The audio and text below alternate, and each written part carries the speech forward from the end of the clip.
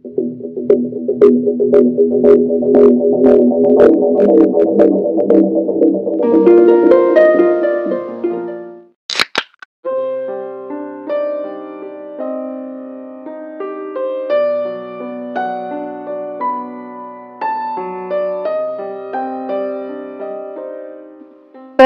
Halloween tahun 1981 di kota Amarillo, Texas, Amerika Serikat, diwarnai kematian dan kutukan.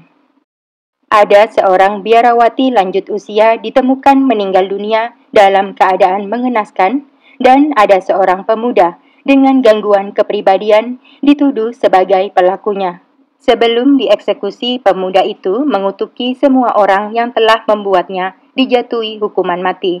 Setelah kematiannya, ada belasan orang yang meninggal dunia secara tidak wajar atau terkena kemalangan. Kasus kali ini adalah permintaan dari sahabat Weekly Niken Arumdati 5214. Mari sama-sama kita simak kisahnya berikut ini.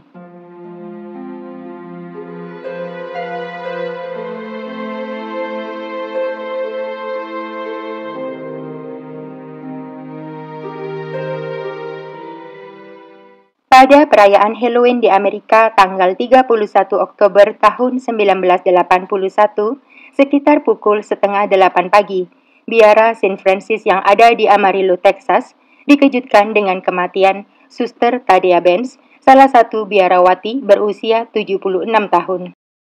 Jasadnya ditemukan terlentang di lantai kamarnya tanpa busana dengan tangan terbuka di kanan dan kirinya. Meski pemandangan itu sangat tidak lumrah, tetapi para biarawati yang lain berpikir Suster Thaddeus Benz meninggal dunia karena sebab alami, mengingat usianya yang sudah lanjut. Hingga 1 jam kemudian, ada seorang suster melihat salah satu kaca jendela di ruang tamu biara pecah dan tirainya terpotong. Pengurus biara melaporkan aksi pembobolan itu kepada polisi, tetapi tidak menyebutkan tentang kematian Suster Thaddeus Benz. Sekitar pukul 9, petugas polisi tiba di lokasi, dan secara kebetulan mereka mendengar bisik-bisik antar suster tentang rekan mereka yang baru saja meninggal pagi tadi. Para penyidik curiga kaca pecah dan tirai yang terpotong mungkin saja berhubungan dengan kematian suster lanjut usia itu. Ketika jasadnya diperiksa, kecurigaan penyidik terbukti bahwa Suster Thaddeus tidak meninggal secara alami, melainkan akibat hujaman sajam berkali-kali. Yang paling mengenaskan, ditemukan bukti Suster Thaddeus dinodai berulang kali sebelum kematiannya. Penyerangan terhadap wanita lanjut usia memang sering terjadi di kota Amarillo.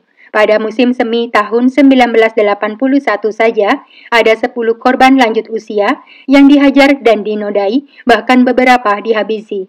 Pada malam yang sama, ketika Suster Thaddeus dihabisi, seorang wanita lanjut usia yang tinggal beberapa blok dari biara juga diperkaos dan dipukuli hingga koma. Sayangnya, ketika sadar wanita itu tidak ingat apapun tentang serangan yang menimpanya.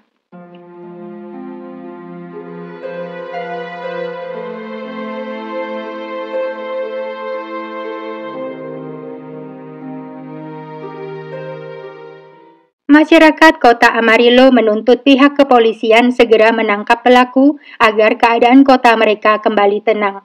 Tetapi hingga seminggu berlalu, penyelidikan belum membuahkan hasil. Akibat tekanan dari masyarakat, kepolisian kota Amarillo akhirnya memutuskan untuk mengikuti petunjuk dari seorang paranormal bernama Bubbles. Rupanya, Bubbles menghubungi surat kabar lokal dan mengaku tahu siapa pembunuh yang dicari-cari polisi berkat kesaktiannya. Menurut Bubbles, pembunuh itu adalah seorang remaja laki-laki yang tinggal tak jauh dari biara. Akhirnya, pada tanggal 9 November tahun 1981, polisi menangkap seorang pemuda berusia 17 tahun bernama Johnny Frank Garrett atas tuduhan pembunuhan dan perkosaan. Garrett memang tinggal di seberang biara. Dia memiliki tingkat kecerdasan rendah serta menderita berbagai gangguan kepribadian. Menurut keluarganya, Garrett punya masa lalu yang kelam akibat pelecehan dan kekerasan yang dilakukan oleh ayah tirinya. Di usia 10 tahun, Garrett mulai mengkonsumsi miras dan narkoboy. Selain itu, Garrett juga terpapar thinner yang merusak otak. Saat ditangkap, Garrett bersikeras bahwa dirinya tidak bersalah dan menuduh polisi telah menjebaknya dengan semua bukti yang direkayasa. Namun, polisi mengaku menangkap Garrett tidak hanya berdasarkan petunjuk Bubbles, melainkan juga berdasarkan sederet bukti berupa sidik jari dan cap tangan pemuda itu yang melekat pada TKP dan barang bukti. Berikut rambut area pribadinya yang tertinggal dalam kamar Suster Tadea. Selain itu, ada seorang saksi mata yang melihat Garrett kabur dari dalam biara pada tengah malam sebelum jasad Suster Tadea ditemukan. Penyidik akhirnya berhasil mendapatkan pengakuan Garrett selama proses interogasi. Tetapi belakangan mencuat kabar bahwa pengakuan yang diberikan Garrett kepada penyidik adalah hasil paksaan. Pada akhirnya, Dewan Juri tetap menyatakan Garrett bersalah tanpa mempertimbangkan kondisi kejiwaannya. Johnny Frank Garrett dijatuhi hukuman mati dan menunggu eksekusinya di LP Ellis, Texas. Hukuman Garrett sempat ditangguhkan atas permintaan Paus sebagai pemimpin umat Katolik. Tetapi pada akhirnya, Dewan Pengampunan dan Pembebasan Bersyarat Texas memutuskan untuk melanjutkan hukuman matinya.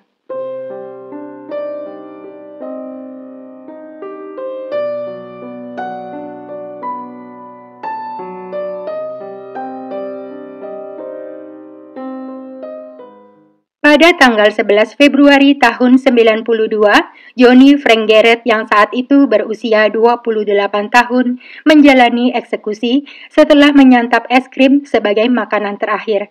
Kata-kata terakhir yang diucapkan oleh Garrett adalah, "Saya ingin berterima kasih kepada keluarga yang telah mencintai dan merawat saya. Seluruh dunia akan menerima kutukan dari saya."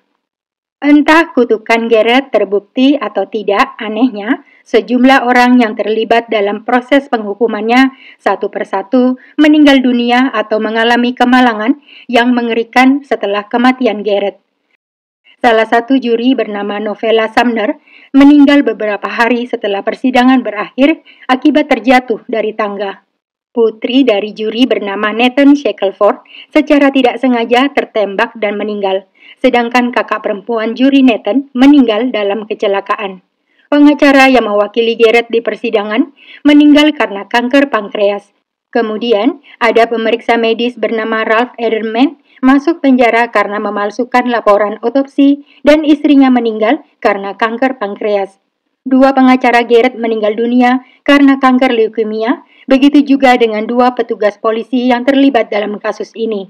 Reporter NBC Katie Jones yang melaporkan persidangan meninggal dunia dalam kecelakaan pesawat di Oklahoma. Saksi Eugene Peterson yang memberatkan Garrett ditemukan tewas di dalam mobilnya. Ada seorang tahanan bernama Watley yang bersaksi melawan Garrett, bundir tak lama setelah persidangan berakhir.